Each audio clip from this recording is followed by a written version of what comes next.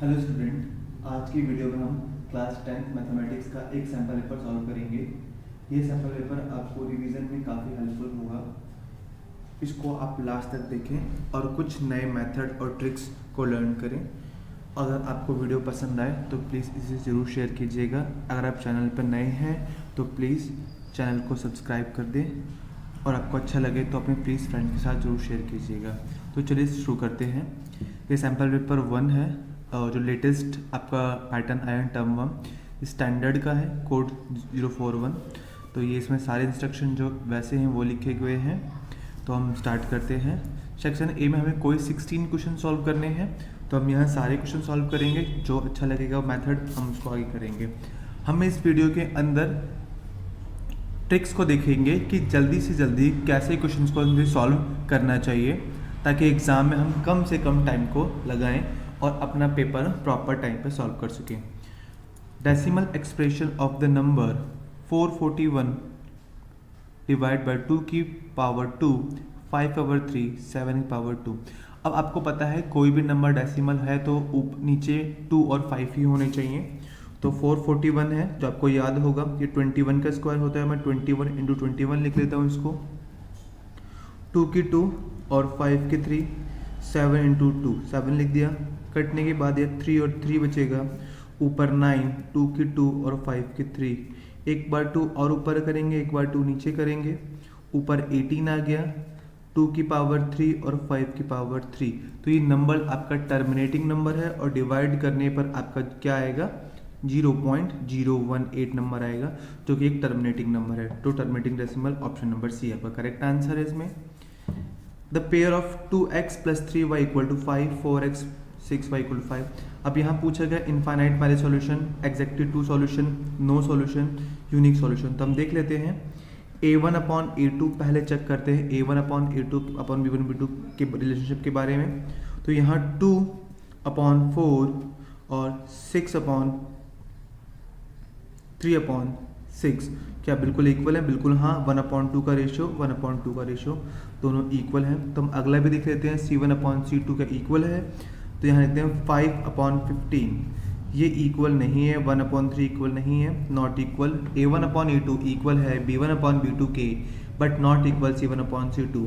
तो ऐसी लाइन कौन सी होती है? ऐसी आपकी पैरेलल लाइन्स होती हैं, और इनके नो सॉल्यूशन, कोई सॉल्यूशन नहीं होते हैं। तो ऑप्शन नंबर सी हो जाएगा, no solution. What should be subtract from to the polynomial x की square minus 16x plus 30 so that 15 is a zero of resulting polynomial। मतलब 15 जो है इसका एक जीरो है, मतलब x की वैल्यू एक 15 है, मतलब x माइनस 15 जो है इज अ फैक्टर है, गुणनखंड है इसका मतलब अगर हम 15 की वैल्यू इसमें पुट करते हैं, हमें रिमाइंडर क्या आना चाहिए? 0 आना चाहिए। कल पुट करके देख लेते हैं। 15 का स्क्वायर 16 इंटू 15 प्लस 30, 15 का स्क्वायर 225, 16 इंटू 15 करेंगे तो 16, 15, 16 85 जीरो वहाँ से लगा 8, 16 कम 16, 16 8 24, 240 प्लस 30 माइनस 15 प्लस 30 आ गया 15। तो 15 आपका रिमाइंडर आ गया है। तो बोल रहा है क्या सब्ट्रैक्ट कर दे? बिल्कुल हम 15 को सब्ट्रैक्ट कर देंगे तो एक परफेक्ट फैक्टराइजेशन बन जाएगा जिसका एक रिमाइंडर क्या आएगा 15। तो हम ऑप्शन नंबर ए 15। इसको आप इस तरीके से भी कर सकते थे डिवाइड करके। तो ये थोड़ा मेथड लेंदी हो जाएगा डिवीजन करने वाला, तो हम डिवीजन मेथड नहीं करेंगे। हम 9th क्लास का जो रिमाइंडर थ्योरम मेथड है उसको यूज़ कर लेंगे। तो चलिए क्वेश्चन नंबर 4 को पढ़ते हैं। क्वेश्चन नंबर 4 सॉल्यूशन a की square upon x minus b की square equal to y, a की square a square b upon x plus a square b square a upon y equal to a plus b, X Y not equal to 0। अब आपको x Y की value निकालनी है। तो जब भी equal to 0 वाली इक्वेशन दिखाई दे, ये बहुत से इक्वेशंस होती हैं। a की स्क्वायर अपॉन एक्स इक्वल हम कर लेंगे, ये हो जाएगा b की स्क्वायर अपॉन वाई, a की square upon X equal to b की स्क्वायर अपॉन वाई, जो कुछ ऐसी लिखी हुई है। a की स्क्वायर एक्स माइनस बी की square upon Y equal to 0। मैं उसको इस तरफ ले गया तो ये वैल्यू आ गई आपकी। तो चलिए हम दूसरी इक्वेशन को देखते हैं। यहाँ पे दूसरी इक्वेशन आपकी लिखी हुई है A square X A square B upon X plus B square A upon Y equal to A plus B. तो चलिए हम इसको सॉल्व करते हैं आगे। तो यहाँ मैं ए स्क्वायर एक्स अलग कर लेता हूँ और यहाँ इंटू बी लिख लेता हूँ, और ए स्क्वायर एक्स की वैल्यू कितनी है, बी स्क्वायर वाई है, मैं इसकी यहाँ वैल्यू पुट कर सकूँगा। तो B square Y up A upon B, इसकी वैल्यू मैंने पुट कर दी, B square Y into B, B की square Y A plus B. अब मैं यहाँ से बी स्क्वायर वाई कॉमन ले लूँगा तो यहाँ बी प्लस ए बचेगा और यहाँ ए प्लस बी, ये मल्टीपल में डिवाइड में आ जाएंगे।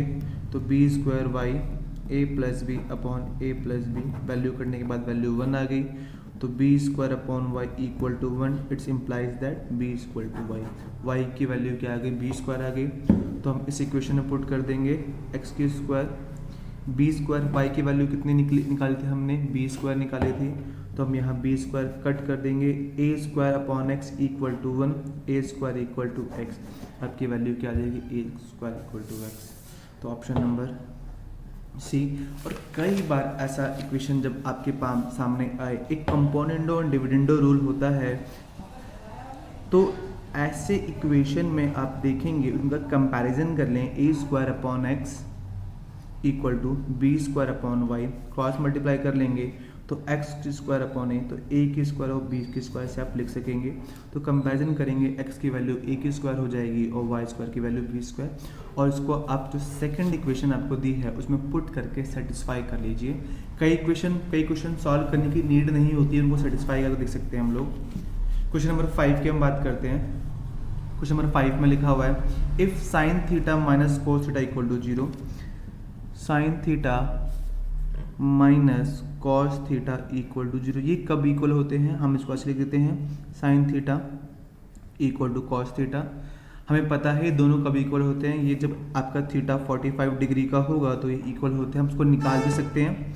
साइन थीटा यहाँ इनटू में है तो अपॉन में आ जाएगा, cos theta equal to 1, sine theta upon cos theta क्या होता है बच्चे, टेन थीटा होता है, और 1045 पर आपकी वैल्यू क्या आती है 1, तो थीटा की वैल्यू आ गई 45।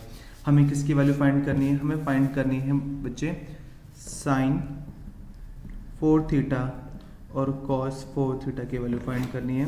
तो साइन 45 की पावर 4 और कॉस 45 की पावर 4, साइन 45 है 1/√2 होता है की पावर 4, 1/√2 की पावर 4, तो यहाँ आ जाएगा 1/4 प्लस 1/4, 1/4 कैसे आया, 1/√2, हम 4 बार लिख सकेंगे उसको इस तरीके से, सिंपलेस्ट वे में लिख के दिखा रहा हूँ, ये 2 और ये 2, तो क्या हो गया 4। तो आप इनका जब एलसीएम ले लेंगे आप, तो एलसीएम आ जाएगा 2/4, आंसर से कट के 1/2, तो option number D 1/2। 2 plus √5 is, देखिए कभी भी कोई भी नंबर रूट वाला दिखाई दे, या प्लस में हो, माइनस में हो, मल्टीप्लाई हो, डिवाइड में हो, वो हमेशा इरेशनल नंबर ही होता है। तो ऑप्शन नंबर 6 का आंसर ऑप्शन नंबर ए हो जाएगा। हमें क्वेश्चंस को बहुत जल्दी करने हैं, अगर हमारे कॉन्सेप्ट अच्छे हैं तो हम बहुत जल्दी कर सकेंगे।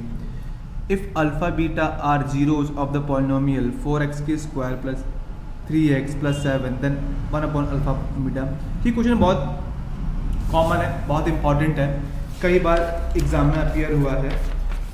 तो आप इसको कैसे करेंगे, सबसे पहले जब आपको 1/अल्फा और 1/बीटा दिखाई दे, तब इसका एलसीएम ले लें, तो हो जाएगा आपका beta plus alpha, alpha into beta.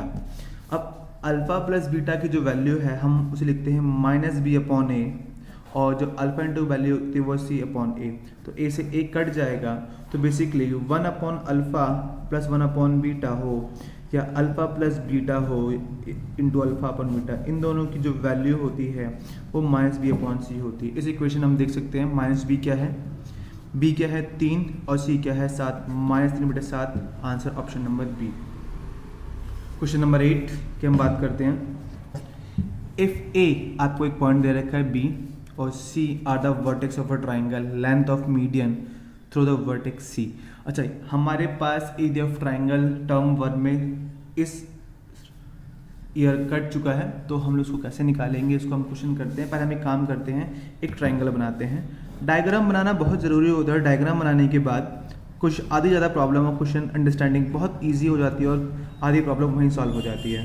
-4 और सी है 5 और -8। चलिए देखते हैं। उसने बोला है वर्टेक्स दे रखे हैं, ये आपका सी पॉइंट है, ये आपका बी पॉइंट है। The length of median through vertex C, C से वर्टेक्स डाल रहे हैं मतलब मीडियन यहाँ आ रहा है। और आपको पता है जब वो मीडियन आता है तो वो इन दोनों का मिड पॉइंट होता है। तो हम ए और बी का मिड पॉइंट निकालते हैं। Mid point of A B का मिड पॉइंट, तो x का जो वैल्यू आएगा 2 - 4/2 और जो y का वैल्यू आएगा वो भी 2 - 4/2। दोनों की वैल्यू आ जाएगी -1 और -1। -2 डिवाइड बाई 2 -1 -2 डिवाइड बाई 2 -1। तो ये आ गया -1 तो आपकी इसकी लेंथ निकालनी है। डिस्टेंस फार्मूला यूज़ करेंगे। डिस्टेंस फार्मूला हमारे पास है x2 - x1 का स्क्वायर y2 - y1 का स्क्वायर। ये हमारा फार्मूला है, हम यूज़ कर लेते हैं। 5 माइनस प्लस हो जाएगा, +1 का स्क्वायर। -8 माइनस प्लस 1 का स्क्वायर। 6 का स्क्वायर 36, यहाँ आ जाएगा 7 -8 + 1 -7 का स्क्वायर 49। ऐड कर लेंगे 9 6 15 एक साथ √85 है। परफेक्ट। देख लेते हैं √85 है। हाँ, ऑप्शन नंबर सी √85 आपको दे रखा है, तो हम डायरेक्टली टिक कर लेंगे। The number of cubic polynomial. Cubic polynomial की इक्वेशन क्या होती है? ax की क्यूब bx की स्क्वायर cx + d। तो आपको पता है जितनी डिग्री होंगी उतने ही उनके जीरोज होंगे। तो यहाँ पे अगर क्यूबिक बोल रखा है तो डिग्री कितनी है 3, तो इनके नंबर ऑफ जीरोज भी कितने होंगे 3 होंगे। चलिए आगे हम बात करते हैं क्वेश्चन नंबर 10 की। अच्छा क्वेश्चन है क्वेश्चन नंबर 10 चैप्टर नंबर 2 से। इसी टाइप के क्वेश्चंस आएंगे चैप्टर नंबर 2 से। मोस्टली जो क्वेश्चंस आएंगे वो रिलेशन पे बेस्ड आएंगे क्वेश्चंस, डायरेक्ट क्वेश्चंस बहुत कम आएंगे। The sum and the product of zeros of polynomial, आपको एक पॉलिनोमियल गिवन है, आर इक्वल। आपको बोला है sum of product, it's mean आपको बोला गया है sum of product alpha plus beta into alpha into beta जो है वो क्या है, सम और प्रोडक्ट इक्वल हैं। It's mean -b/a equal to c/, equal है a से a कैंसिल हो गया। -b की वैल्यू यहाँ पे कितनी है -27 और c की वैल्यू क्या है 3k की स्क्वायर। माइनस प्लस 27 3k की स्क्वायर। आप 27 को डिवाइड कर देंगे 3 से, यहाँ बच्चे आपका आएगा 9k की स्क्वायर। फैक्टराइजेशन करेंगे तो +-3, तो k की वैल्यू क्या आ जाएगी +-3। ऑप्शन नंबर ए अब करेक्ट आंसर है। एक डाई को थ्रो करते हैं गेटिंग अ प्राइम नंबर। जब प्राइम नंबर की बात करते हैं एक डाई को थ्रो करते हैं तो 6 आउटकम्स बनते हैं। तो प्राइम नंबर क्या है, प्राइम नंबर बच्चे 2 3 और 5। अच्छा 1 एक को प्राइम नंबर है, बच्चे गलती से इसको प्राइम बोलते नहीं, ये को प्राइम नंबर है नहीं आता। तो 3 प्राइम नंबर है 3/6, टोटल आउटकम 6 होते हैं। आंसर 1/2 हो जाएगा ऑप्शन नंबर सी। 12 की बात करते हैं। HCF इतना दे रखा है, एलसीएम आपको फाइंड करना है। अच्छा हमारे पास फार्मूला है HCF AB into LCM AB equal to A इन B, ये फार्मूला है हमारे पास। तो HCF आपको जो 2 नंबर 26 और 116 का दे रखा है 13, आपको एलसीएम फाइंड करना है और नंबर क्या है 26 169। तो एलसीएम कितना आएगा 26 169/13 डिवाइड करेंगे 2 9 18 6 13 1 2 1 2 3 338 इसका एलसीएम आएगा। तो 338 ऑप्शन नंबर डी है। अब बात करते हैं question number 13, the distance of a point from Y axis. Y axis के डिस्टेंस, ये 9th क्लास का क्वेश्चन है, बहुत ईजी है। उसको एक्सिस का बोलते हैं। अगर यहाँ एक्स एक्सिस से लिखा होता है तो हम ऑर्डिनेट बोलते हैं। ऑरिजिन आपको पता है जहाँ पे एक्स एक्सिस और वाई एक्सिस मिलते हैं उनके कोऑर्डिनेट को 0 0 कहते हैं। अ पॉइंट, क्वेश्चन नंबर 14 है, अ पॉइंट -1 0 और 1 और 0 एंड -1 0 लाई ऑन, ये आपको दे रखा हुआ है, आपको किस एक्सिस पे लाई कर रहे हैं। तो जब भी ऐसा हो सेम कोऑर्डिनेट हो, y की वैल्यू 0 है, इसका मतलब ये दोनों x एक्सिस पे लाई कर रहे हैं। आंसर नंबर सी हो जाएगा। क्वेश्चन नंबर 15, आप इसको ग्राफ इस क्वेश्चन को आप प्लॉट करके बदल सकते हैं। जो ये क्वेश्चन है इसको आप अगर समझना है तो आप ग्राफ बना लीजिए छोटा सा। मैं एक छोटा सा यहाँ ग्राफ बना लेता हूँ। अच्छा, एक्सेस का है, यहाँ 1 डाल देते, यहाँ 1 2 और 3 -1 -2, ठीक है। तो पॉइंट -1 और 0 पॉइंट यहाँ आ जाएगा, और 1 और पॉइंट और 0 यहाँ आ जाएगा। तो आपको दिख रहा है ये लाइन कौन सी है, एक्स एक्सिस वाली है। तो कभी भी ऐसा क्वेश्चन आए तो आप पॉइंट को प्लॉट कर दें, उनको दिखा दें, ग्राफ पेपर बना के छोटा सा रफली, आपको ईजिली समझ में आ जाएगा। क्वेश्चन नंबर 15 की बात करते हैं। 15 में if 1 0 of a quadratic polynomial is find the value of k। 1 0 of quadratic polynomial is 2, quadratic polynomial की वैल्यू 2 है। इस प्रकार क्वेश्चन आता है, आपको एक पॉलिनोमियल दे रखा है, आपको अगला पॉलिनोमियल फाइंड करना है। तो चलिए क्वेश्चन को देखते हैं। मतलब आप एक पॉलिनोमियल, आप इसको मान लीजिए अल्फा आपको गिवन है 2, आपको बीटा फाइंड करना है। तो अल्फा प्लस बीटा की जो वैल्यू होती है वो कितनी होती है आपकी -b/a, और अल्फा इंटू बीटा की जो वैल्यू होती है वो होती है c/a। तो आपको अल्फा की वैल्यू दे रखी है, कितनी दे रखी है 2, बीटा की नहीं। c की वैल्यू क्या है k, a की वैल्यू भी क्या है k से k कट गया बीटा, यहाँ 1 बचा, 2 बीटा इक्वल टू 1। तो बीटा की वैल्यू कितनी आ गई 1/2। Find the value of k, आपको k की वैल्यू फाइंड करनी है। तो आप यहाँ पे लिख सकते हैं 2, बीटा की वैल्यू 1/2, यहाँ पे कितना है -3, a की वैल्यू कितनी है k 3, 2 -3/k, क्रॉस मल्टीप्लाई करेंगे तो ये 3k इक्वल टू -6, k की वैल्यू -6/3 -2, k की वैल्यू क्या आ जाएगी -2। तो यहाँ आपको दे रखा है -2, ओके, k की वैल्यू -2 नहीं दिया हुआ है। एक मिनट, लेट मी चेक। और 2 2 4 5/2, सॉरी इट्स माई मिस्टेक, 5/2। तो क्रॉस मल्टीप्लाई करेंगे 5k इक्वल टू -6, k की वैल्यू -6/5, -6/5, option number B. Question number 16, trigonometry से क्वेश्चन बहुत आसान क्वेश्चन है। अगर आपको फार्मूला याद हो तो बहुत ईजिली हो जाएगा सॉल्व। हमको पता है tan square theta plus 1 equal to sec square theta होता है। तो sec square theta minus tan square theta की वैल्यू कितनी होती है 1। तो क्वेश्चन में 9 sec square theta minus tan square theta लिखा हुआ है। हम 9 कॉमन ले लेंगे, sec square a minus tan square a। तो इसकी वैल्यू कितनी है 1 है, 9 × 1 आंसर 9 हो जाएगा, ऑप्शन नंबर बी। ये क्वेश्चन बहुत आसान क्वेश्चन है पर हमें आंसर याद होनी चाहिए। Question number 17 equal to this, और ऐसी इक्वेशन आपको जब भी दी हो तो प्लीज़ इस इक्वेशन को सॉल्व करने से पहले एक बार ऑप्शंस को देख लें, क्योंकि ऐसे इक्वेशंस को सॉल्व करने में बहुत ज़्यादा टाइम लग जाता है। हम इक्वेशन को देख लेते हैं, x/a y/b इक्वल टू 2। इसका मतलब दोनों की वैल्यू सेम रखने की कोशिश करते हैं, और यहाँ ax - by equal to a के स्क्वायर और b के स्क्वायर। अच्छा देखिए ध्यान से ऑब्जर्व करते हैं हम, यहाँ ax है और यहाँ a स्क्वायर। अगर मैं ax की वैल्यू a पुट कर देता हूँ तो ये a × a जो कि क्या बन जाएगा a की स्क्वायर बन जाएगा। उसी प्रकार अगर यहाँ b की y की वैल्यू b पुट करता हूँ b × b क्या बन जाएगा b की स्क्वायर। तो अच्छा ये इस इक्वेशन में x की वैल्यू a आ रही है और y की वैल्यू क्या आ रही है y b है। तो एक काम करते हैं, दूसरी इक्वेशन में पुट करके देख लेते हैं। अच्छा x की वैल्यू a/a इक्वल टू 1 हो जाएगा और b/b इक्वल टू 1, 1 + 1 = 2, मतलब कंडीशन सेटिस्फाई हो गई। तो x की वैल्यू a, y की वैल्यू b हम लिख सकते हैं, ऑप्शन नंबर ए। बिना सॉल्व करे हम करेंगे, जैसे कि मैंने कहा था स्टार्टिंग में, कुछ क्वेश्चंस को हम बिना सॉल्व करे करेंगे, उनके बाय ऑप्शन से, ट्रिक्स बच्चे ज़्यादा प्रैक्टिस करने पे ही आपको ऑब्जर्वेशन में आएगी। अब 2 numbers a and b are selected successfully without replacement, इसका मतलब होता है लगातार। इन ऑर्डर दैट 1 to 10, वो 1 से 10 के बीच में होनी चाहिए। The probability that a/b is a integer, और प्रोबेबिलिटी बतानी है जो a/b होगा वो इंटीजर होगा। क्वेश्चन अच्छा है, इंपॉर्टेंट है, आर डी शर्मा क्वेश्चन है ये। तो इस क्वेश्चन को हम करते हैं। तो बोला गया है कि जो इंटीजर्स के बारे में बोला गया है जो कि a/b होना चाहिए, तो मतलब बात कर रहा है 1/2, 1/3, 1/4, 1/5, 1/6 1/10।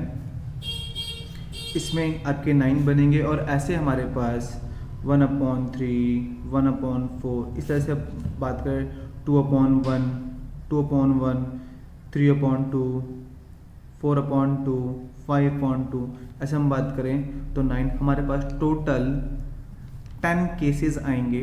तो 10 × 9, हर में 9 लेटर्स होंगे इंटीजर्स, तो आपके 90 हो जाएंगे।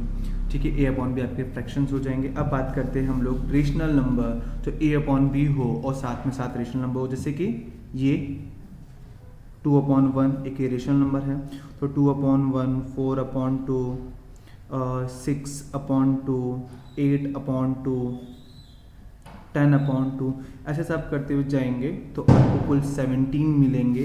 तो आपका आंसर हो जाएगा 17/90, ये आपका आंसर है। बनाना थोड़ा पॉसिबल नहीं है, तो option number D. The sum of rational and irrational, जैसे कि मैंने पहले ही बताया था, जब भी सम करें रेशनल और इरेशनल नंबर का, वो हमेशा इरेशनल ही रहेगा। हाँ, अगर हम प्रोडक्ट करते हैं या डिवीज़न करते हैं एनी 2 रेशनल इरेशनल नंबर का या रेशनल नंबर का, तो वो रेशनल नंबर बन जाता है। एग्जांपल के तौर पे √3 × √3 सेम होने चाहिए, तो 3 आपका 3/1 एक रेशनल नंबर बन जाएगा। तो चलिए बात करते हैं, वो इरेशनल रहता है। 5, 3 A पॉइंट A दे रखा है 5 और 3, पॉइंट B 11 और -5 और पॉइंट P दे रखा है 12। वर्टेक्स राइट एंगल ट्राइंगल है, एंगल P है, देन y की वैल्यू आपको फाइंड करनी है। सर राइट एंगल ट्राइंगल दे रखा है आपको, तो चलिए क्वेश्चन नंबर 20 और P आपका है, तो ये 12 यहाँ ये प्लॉट कर दिया। A हम यहाँ ले लेते हैं 5 और 3, और B पॉइंट हम यहाँ ले लेते हैं 11 और -5। तो area of right angle triangle की हम बात कर है, तो आपको पता है पाइथागोरस थ्योरम यूज़ करके हम डिस्टेंस फार्मूला से निकाल सकते हैं। तो हम पहले डिस्टेंस निकाल लेते हैं। ए बी का जो डिस्टेंस आएगा वो कितना आएगा, 12 - 5, 7 का स्क्वायर, y - 3, तो आपका आ गया। तो ए बी का स्क्वायर की वैल्यू निकाल लेंगे, ए बी स्क्वायर की वैल्यू हो जाएगी 49, y - 3 का होल स्क्वायर। अगला हम बी सी की वैल्यू निकाल लेते हैं, बी सी स्क्वायर की डायरेक्ट निकाल लेते हैं। 12 - 11 1 की स्क्वायर, और y -+ की स्क्वायर, तो 1y + 5 की होल स्क्वायर। हम ए सी की वैल्यू निकाल लेते हैं, ए सी स्क्वायर की वैल्यू 11 - 5, 11 - 5 आपका आएगा 6, 6 का स्क्वायर 36, -5 और -3 माइनस का 8, -8 का स्क्वायर 64, इसकी वैल्यू आ जाएगी 100। इन दो का सम इसके बराबर होगा, क्योंकि हमें पता है ए बी का स्क्वायर बी सी का स्क्वायर इक्वल टू ए सी के स्क्वायर के बराबर होता है। तो चलिए देखते हैं। तो ए बी का स्क्वायर कितना है, ए बी का स्क्वायर हमारे पास कितना आ गया 49 - y, 49 + y - 3 का स्क्वायर, अगला 1 + y + 5 का स्क्वायर इक्वल टू 100। 49 + 1 50 हो जाएगा, तो 50 का स्क्वायर बचेगा, y - 3 का स्क्वायर और y + 5 का स्क्वायर। तो ऐसे क्वेश्चन को आप सॉल्व करेंगे, a + b का होल स्क्वायर ओपन करेंगे। इससे अच्छा है आप पॉसिबिलिटीज़ देख सकते हैं, तो बहुत बेटर है। MCQ क्वेश्चंस में सबसे ज़्यादा आप क्वेश्चंस के उसे ट्राई कर लें। तो यहाँ पर देख लेते हैं -1, तो आप इसको सॉल्व ही कर लेते हैं हम। चलिए जल्दी से, y की स्क्वायर +9 माइनस का 6y, y की स्क्वायर +25 प्लस का 10y इक्वल टू 50, y की स्क्वायर 2y की स्क्वायर माइनस का 6y प्लस का 10 4y, 9 + 5 25 आपका हो जाएगा 36 माइनस का 50 इक्वल टू 0। 2y का स्क्वायर प्लस 4y माइनस करेंगे, यहाँ बच्चा आ जाएगा माइनस का 14, 2 कॉमन ले लेंगे, y स्क्वायर 2y माइनस का 7 इक्वल टू 0, 9 और 25। चलिए देख लेते हैं आगे। 7 है और आपको 2 बनाना है y के स्क्वायर से 7, और राइट प्राइम नंबर है।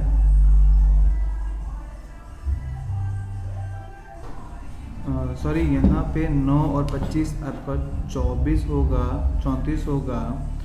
ओके तो यहाँ आ जाएगा 16, बाय मिस्टेक कॉमन लेंगे 8, तो y स्क्वायर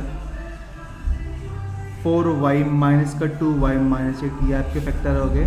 y कॉमन ले लेंगे y प्लस 4, माइनस 2 कॉमन लेंगे y प्लस 4, y माइनस 2 और y प्लस 4 इक्वल टू 0। तो y के वैल्यू आपकी इक्वल 2 आ गई और y के वैल्यू आपकी माइनस 4 आ गई। तो y के वैल्यू 2 और माइनस 4, 2 और माइनस 4, ऑप्शन नंबर डी। तो आपका सेक्शन ए कंप्लीट हो गया है। ओके अब हम सेक्शन बी नेक्स्ट वीडियो में स्टार्ट करेंगे। Thank you. आपको अच्छा लगा हो तो प्लीज़ को शेयर जरूर कीजिए अपने फ्रेंड्स के साथ। Thank you.